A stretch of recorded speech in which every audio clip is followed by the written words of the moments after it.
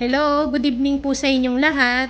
Ngayon, i-share ko po sa inyo itong ginagawa namin na cookies dito sa KSA. Kadalasan pong ginagawa nila to tuwing holiday.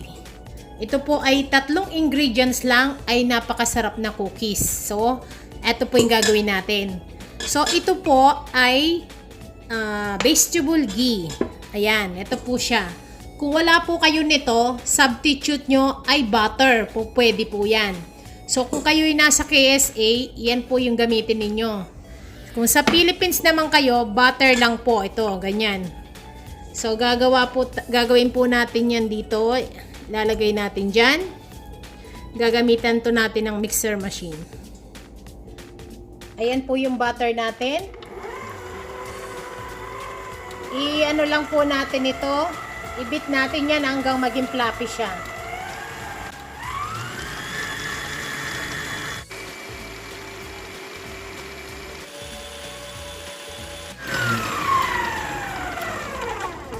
Ayan. Okay na po yan. Kapag fluffy na pong ganyan, pwede na yan. So, ngayon, gagawin po natin dyan. Mag-a-add po tayo ng icing sugar. Ayan po. 1 cup po ito. Lahat po ng takal yan nasa video natin sa baba. Ayan. Icing sugar po yan. Then, i-beat din po natin yan.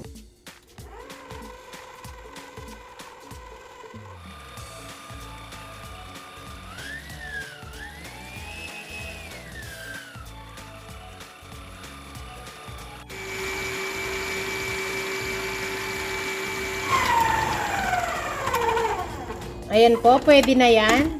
So, ang gagawin po natin yan, i-add na po natin yung ating all-purpose flour. Ayan na po yung kanyang texture. So, ito na po yung ating all-purpose flour. Ayan. And then, papalitan po natin yung buhok natin. Ito po yung lalagay natin ngayon. Ayan na po. Ngayon, the same procedure lang po tayo ulit. Hanggang mag-mix lang po ito. Kung wala po kayong machine, pwede naman po kayong kamayin nyo siya.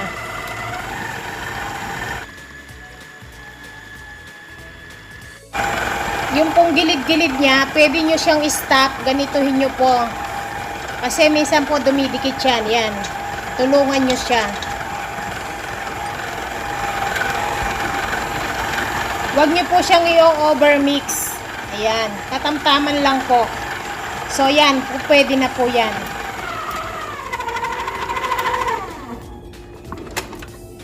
Ayan po. Pwede na po ito. Huwag siya i-over na machine, okay? Ayan na po ang kanyang texture. So, ang gawin po natin nito, kagaya ng sinabi ko kanina, i-rep lang po natin ito. I-chill natin siya ng mga 15 minutes to 20 minutes lang hanggang lumamig po siya. Takpan po natin ang plastic.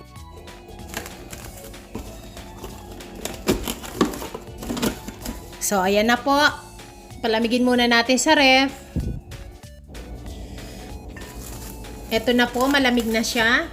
So, 30 minutes ko po siyang pinalamig sa ref natin. Chinil ko lang siya. Gagamit po tayo ng parchment paper. Ayan. So, kung gusto nyo pong timbangin, 15 grams lang. So, ako, tigi isang tablespoon lang po. Ayan. Ganito lang po yung pantakal ko. Ayan. Then, bilugin lang natin na ganyan. Then, lalagay na po natin dyan. Ayan po. Ganito lang. Napakadali lang. Bilugin nyo lang po sa kamay ninyo ng ganito. Ayan. Ayan po sila. So, tapusin ko lang muna po silang lahat. Ito na po sila. So, ang gawin lang po natin yan, kuha tayo ng tinidor. Pitpitin lang po natin ng konti dito sa taas natin. Ayan. Lagyan lang po natin ng ganito. Para lang siyang dinidesign natin. Ayan po, ganyan lang sila. So, ngayon, i-bake na po natin sila sa 160 Celsius. Kailangan naka-preheat na po yun ng 15 minutes. Ayan. Huwag niyo po itong patatagalin sa labas. So, kailangan ipasok na po natin kagad yan sa oven para hindi po mag-melt yung ating butter.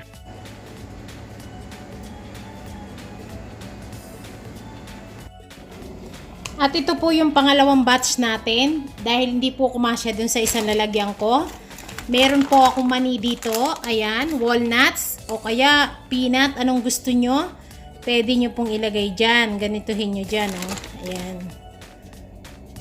Kung gusto nyo po yung plain lang, pwede rin naman. Yung unang batch po natin ay plain lang yon. Ayan. Ganyanin nyo lang po siya dyan. Oh. Lalo po silang mas masarap niyan. Ayan. Diinan nyo lang silang konti. Ito po sila. Ayan ha. Walnuts po yung linagay ko. Ayan. Kagaya po ng sinabi ko, kahit ano pong nuts na pwede nyong ilagay. Ayan sila. So yung una-una po natin, plain lang yon. So ito po may mani. Abangan nyo po.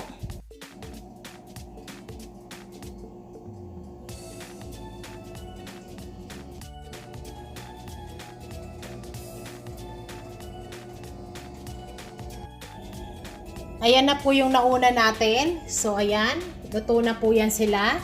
So, ang gawin po natin dyan, palamigin muna po natin yan bago natin sila tanggalin dyan. Kasi, mababali sila. Pag malamig na po, parang cookies lang din, dun yun natanggalin. Ayan, luto na po yan.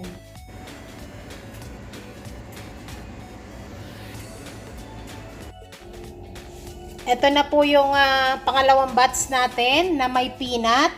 Ayan po. Luto na rin sila. So, ngayon, ganun din ang gawin natin. Palamigin po natin yan bago natin sila alisin sa lalagyan nila.